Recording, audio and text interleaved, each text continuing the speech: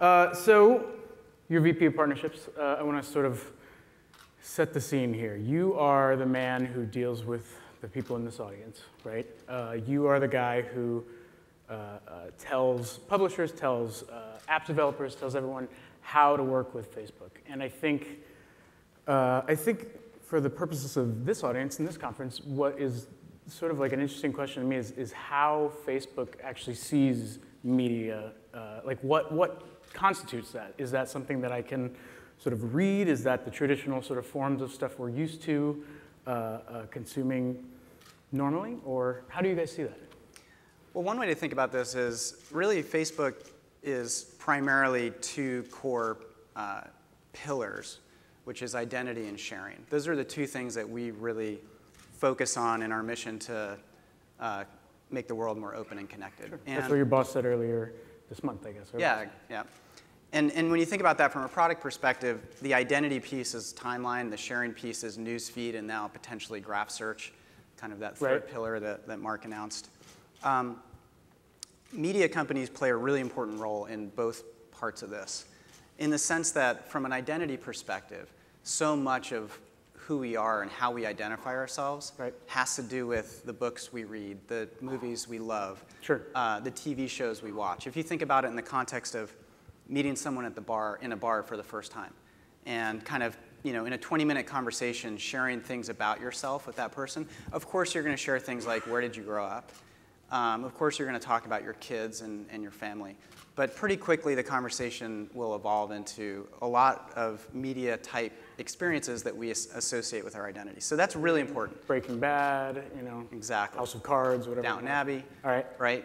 Just saw Silver Linings Playbook, loved it. Right? Is that These good? are things, yeah, definitely, highly recommend.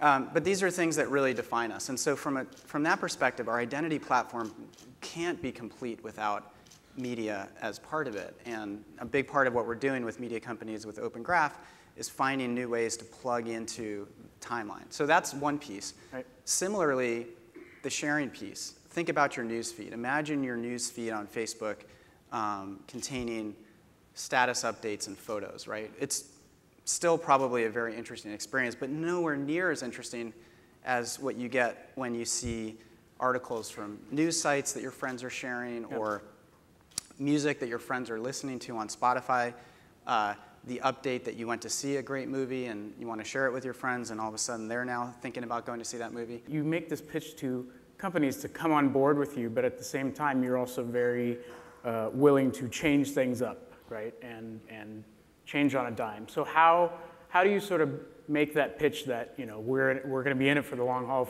with these companies that are willing to jump on board with you?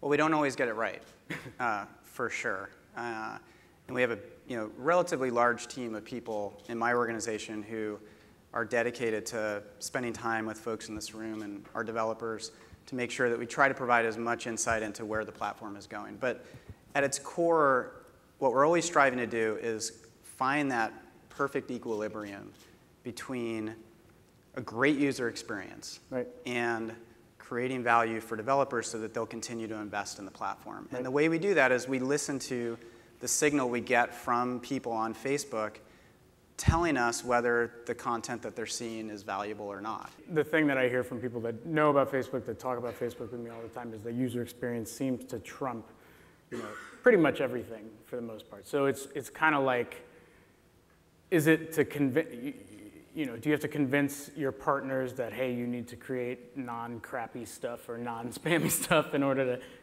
to stay in here, or how yeah, I mean, if there's one, if a developer says, what's the one thing I should focus on? The answer is simple, which is create great content. Yep.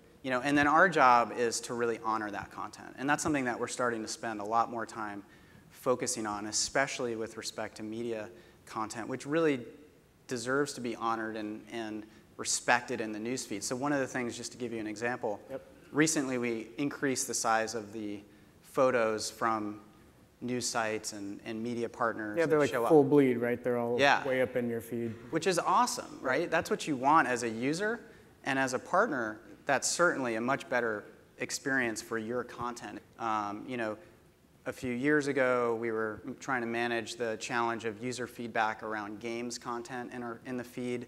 A lot of people complaining that they were seeing too much Farmville. It took us a while to find the right balance there. Yep. The good news is we think we did find the right balance to the point where now we have more people than ever playing games on Facebook. Over 250 million people a month play games. Well, games is an interesting test case in particular. But the people who don't play games, just to finish that story, don't complain because they're not seeing a lot of stuff in their feed that they feel is spammy or that isn't relevant to them. And so it took us a while to kind of find that equilibrium, but we did.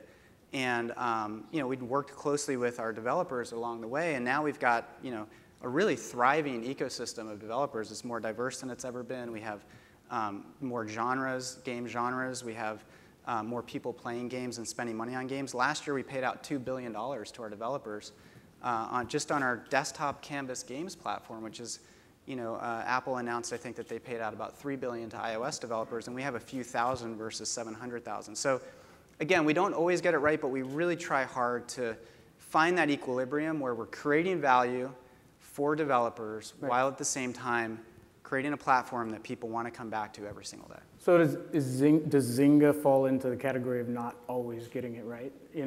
Like that. We've watched them. When you guys filed to go public, you should make up a significant amount of your revenues, right? And then obviously, both of you have parted ways. You guys were willing to walk away from, the hundreds of millions of dollars that they were putting into your revenues.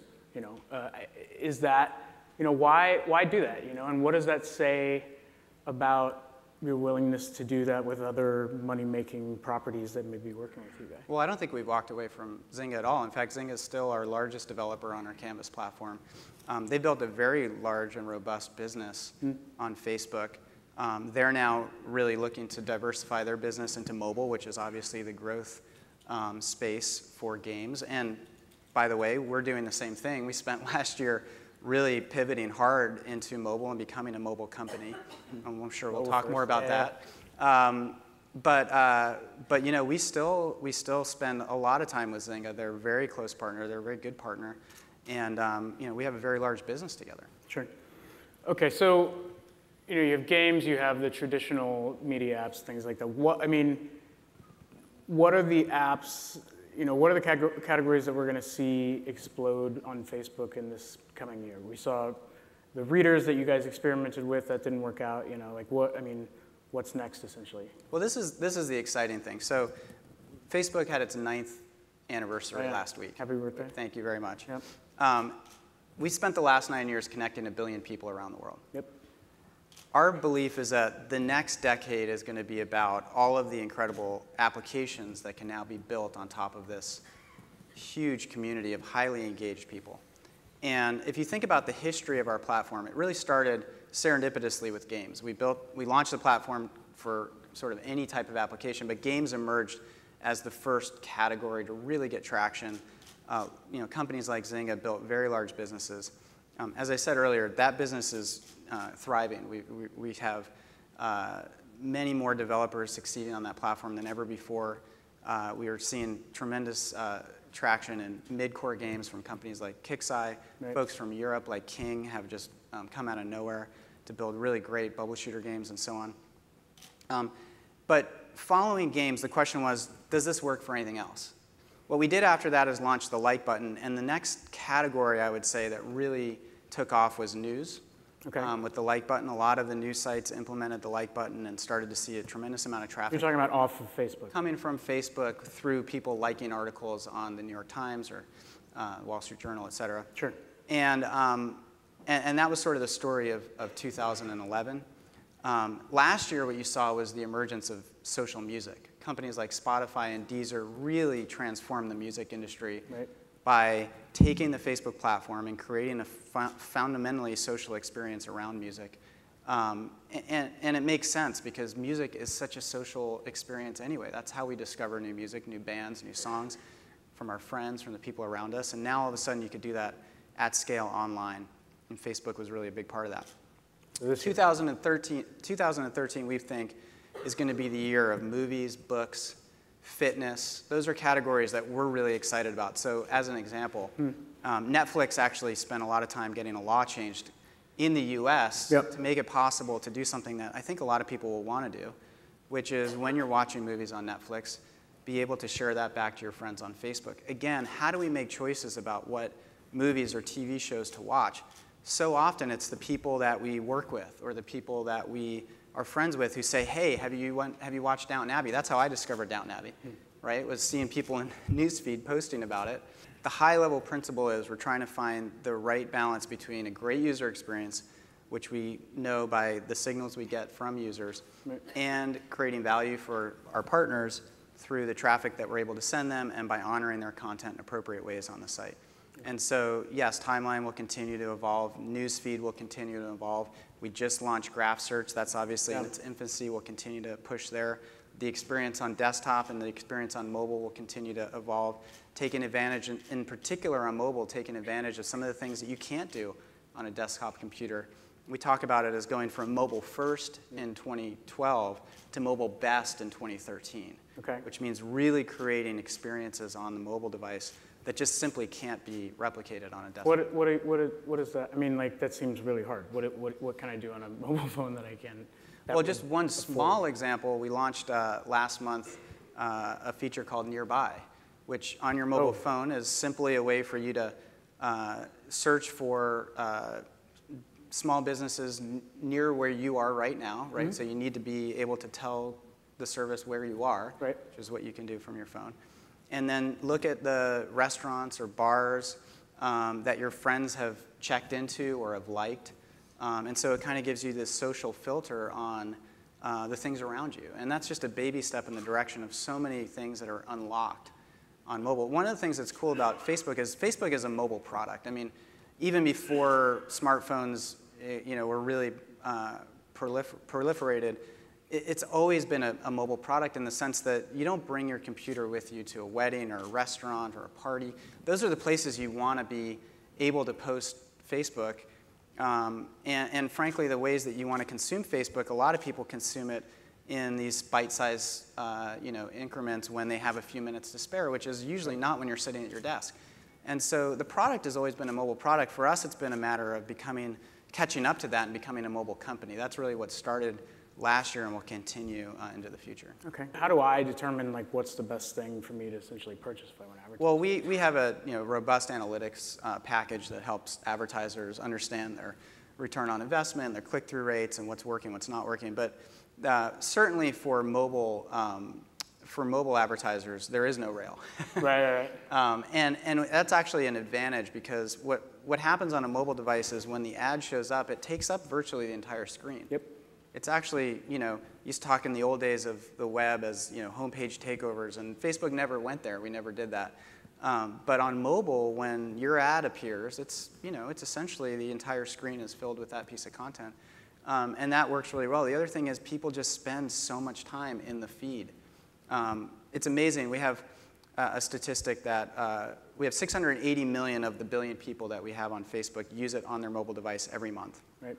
And of those, if you're using Facebook on a mobile device, you come back to the site on average, 70% of those people come back every single day.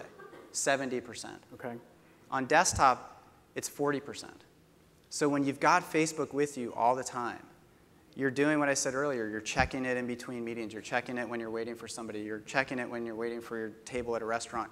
And you're just using it all the time. And that feed becomes almost like an infinite scroll. And for partners, that's just a tremendous opportunity. It opens up all of this inventory for your content to be discovered and for people to find out about the things going on around them. Okay, cool.